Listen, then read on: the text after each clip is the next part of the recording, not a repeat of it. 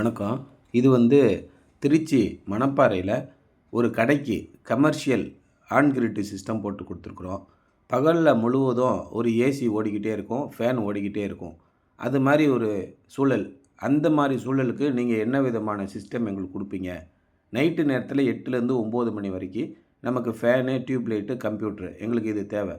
இதுக்கு நீங்கள் என்ன பண்ணுவீங்க அப்படின்னு சொல்லும்போது, இவங்களுக்குன்னே பிரத்யேகமாக நம்ம ஒரு டிசைன் பண்ணியிருக்கோம். அப்போது ஆன் கிரிட் சிஸ்டம் கமர்ஷியலுக்கு போடும்போது ரொம்ப எச்சரிக்கையாக இருக்கணும்.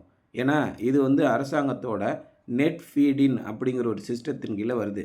வீட்டுக்கு நீங்கள் போடும்போது எப்படி வரும்னா, நெட் மீட்டருங்கிற ஸ்கீமில் வரும்.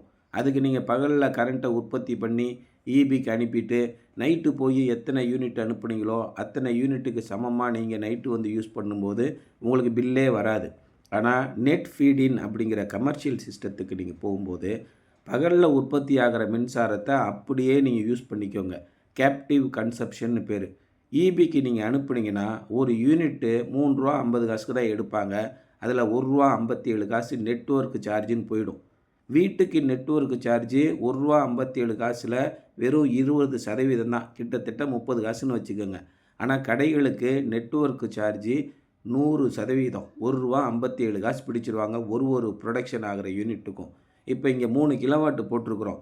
3 கிலோவாட்லேருந்து தினமும் 15 யூனிட் உற்பத்தி ஆகிறதா அவங்க அஸ்யூம் பண்ணிக்கிறாங்க. அஸ்யூம்டு யூனிட்ஸு தான். அப்படி அஸ்யூம் பண்ணும்போது என்ன ஆகும், என்ன பிரச்சனை நமக்கு வரும் அப்படின்னு நீங்கள் கேட்டிங்கன்னா, சாதாரணமாக ஃபிக்ஸட் சார்ஜஸ்னு கிலோவாட் சார்ஜஸ் நீங்கள் கட்டுவீங்க கமர்ஷியலில். ஒரு கிலோவாட்டுக்கு ரூ. 200 ஒரு பில்லுக்கு.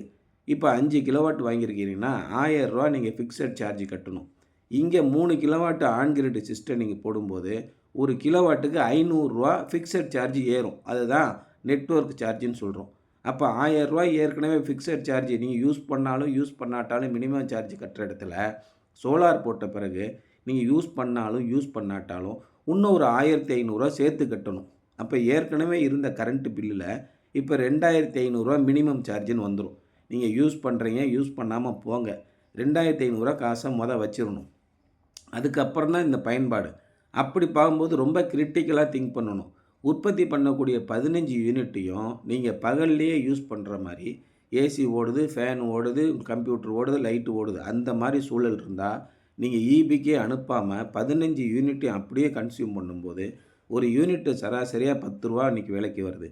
15 யூனிட்னா ரூ. 150, 10 நாளைக்கு ரூ. 1500.